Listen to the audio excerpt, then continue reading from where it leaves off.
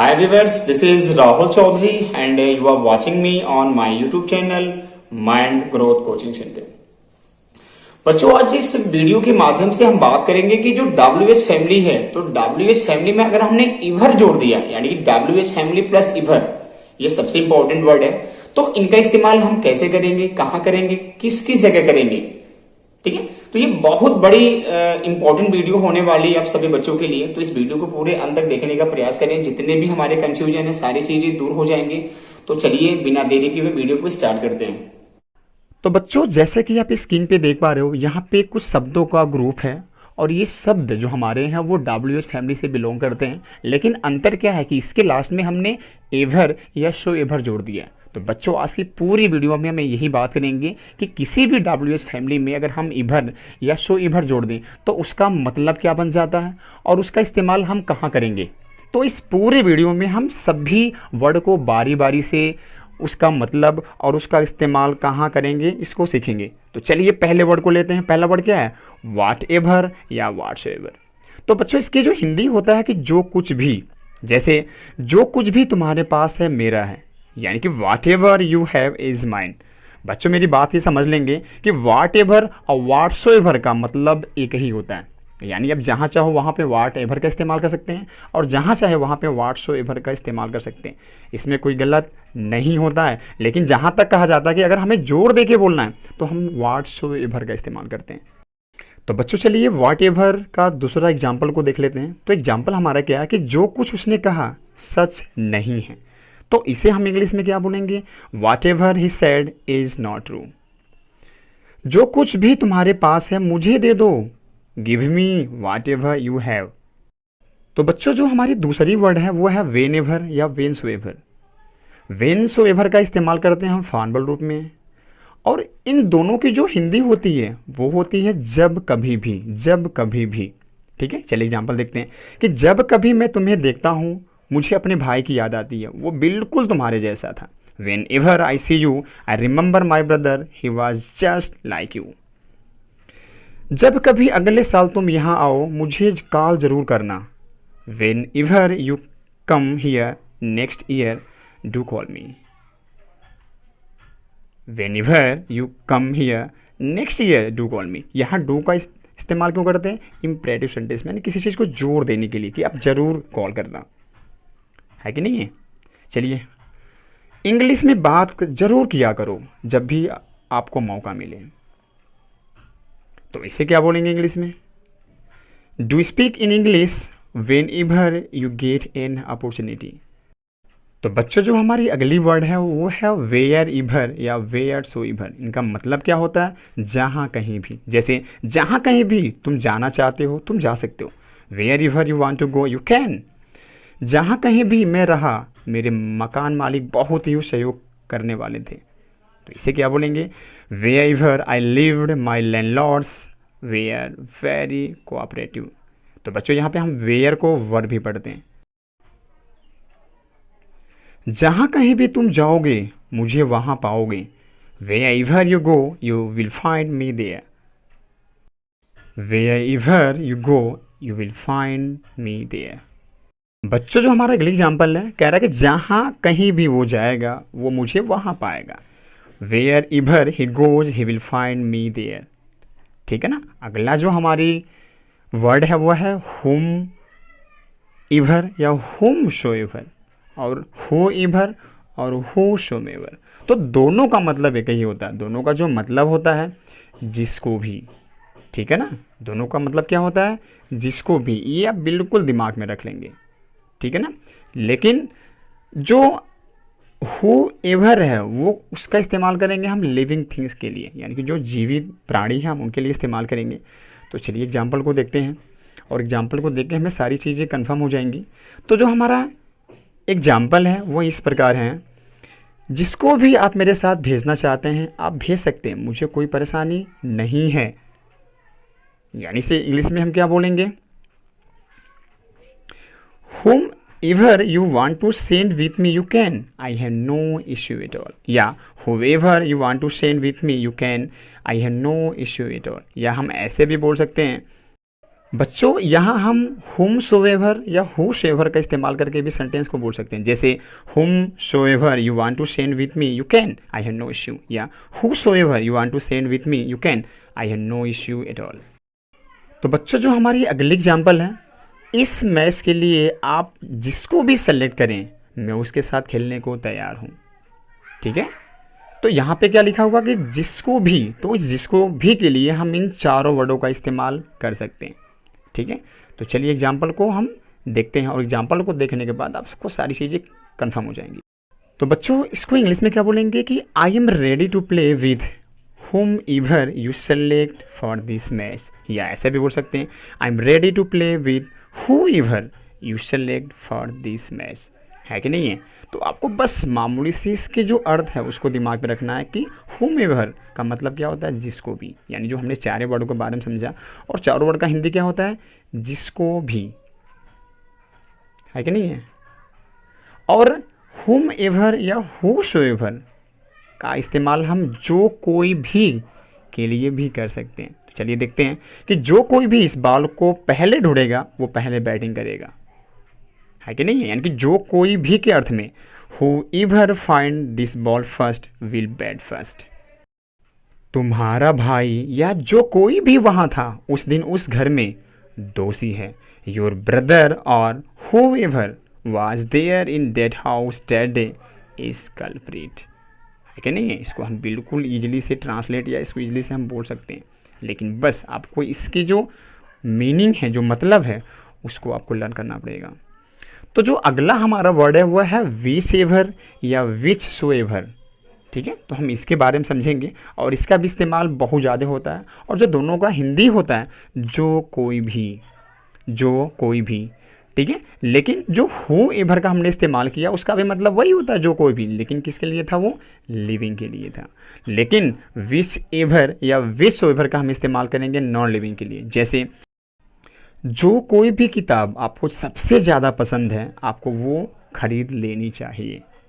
Which ever the book you like the must you should by that. तो बच्चों जो हमारा अगला एग्जाम्पल है, इसमें से कोई भी तरीका आप चुनो आपको इस प्रॉब्लम का सॉल्यूशन नहीं मिलेगा।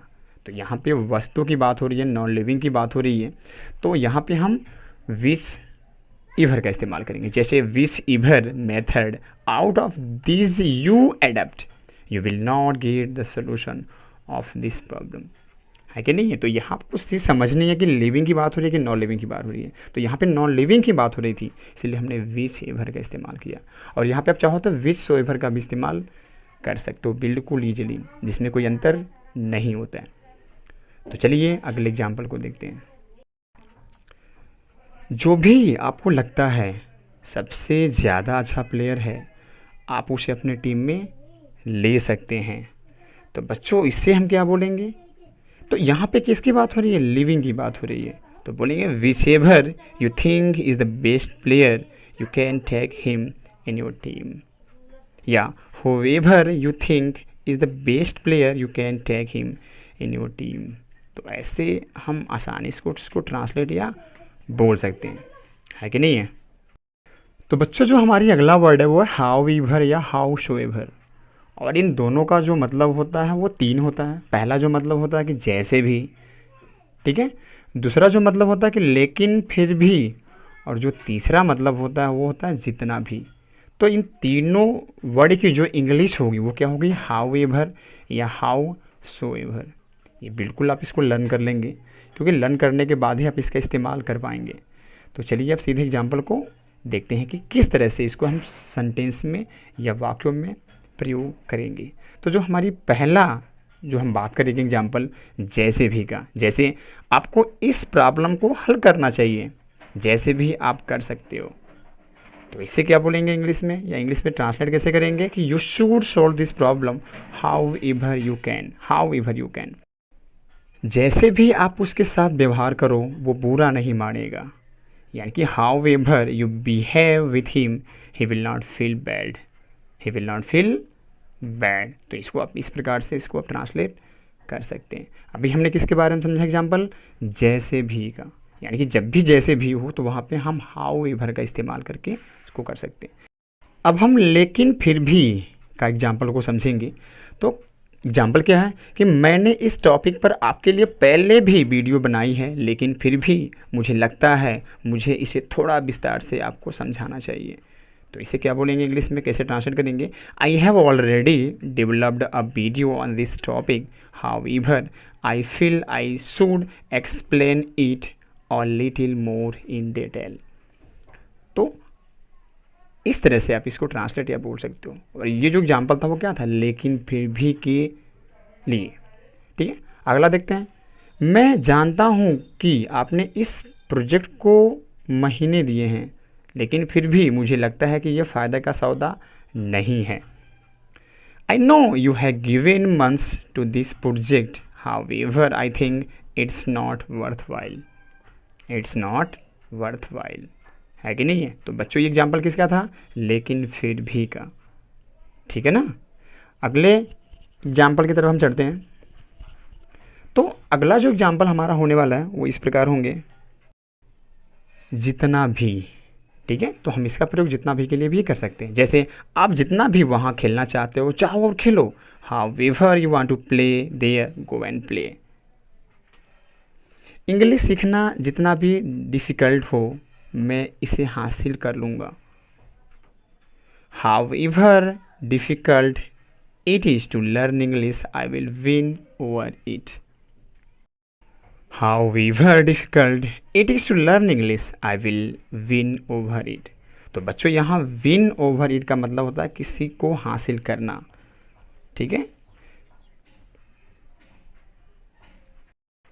अगला जो हमारा वर्ड है whosoever, whosoever।